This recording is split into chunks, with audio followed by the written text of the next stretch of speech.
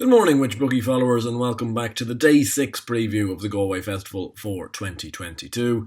Another bit of a head wrecker day, to be honest. Yesterday, it's been a frustrating week, so many seconds, and unfortunately haven't found that big winner that I feel, to a certain extent, given how close we've been, we somewhat deserve. Teed Up being the latest on that long list yesterday. Certainly a horse to keep the right side of, though, especially if he turns out again tomorrow. Just got the three selections today. The ground's turned soft. Very hard to know what that will do to these races. I actually had a few selections penned in, and all of them have turned out to be non-runners. I quite liked Royal Romeo in the first. He's now a non-runner. Streets of Doyen in the second. He's a non-runner. But I've got the three selections which come between the first two races, actually. One in the maiden hurdle and two in the handicap. And I'm just going to leave it at that. And there's a few on the lucky 15 if you want to get involved later on in the card. But I'm not overly confident on them. The maiden hurdle, though, the 2 o'clock race, I know Willie Mullins has two in there, so probably remiss to take both of them on.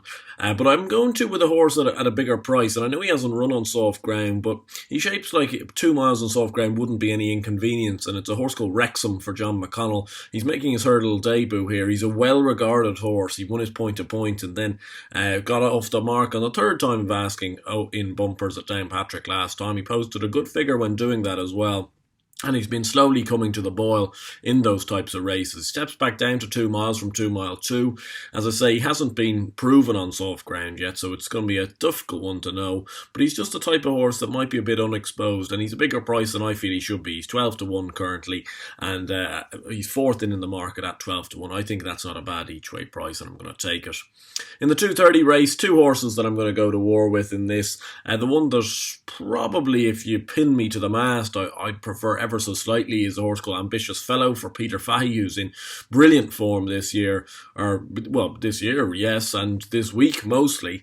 He's had a fair few good horses run very well. This horse won at the Punchestown Festival. He then won at Roscommon last time in a tricky little 3-runner race. He goes up to 2 mile 7 for the first time, but shapes as if that should be no inconvenience, and he has some form on softer ground as well, so that shouldn't be an inconvenience either. He's currently 12 to 1 each way, 6 places available. And the other horse I'm going to throw in the mix is the very resolute and very dogged Digby for Dermot McLaughlin and Darragh O'Keefe. He was third last time at Ballon Road behind Meters and Masks, who's a horse that I would fancy in this race if he got in, but at the moment it looks like he mightn't get in, so I'm going to hold fire on him. But that's a race that's worked out very well throughout the course of this week so far, so I think that could be something to follow in here, and I think he ran very nicely there. He proved, obviously, he stays this big trip.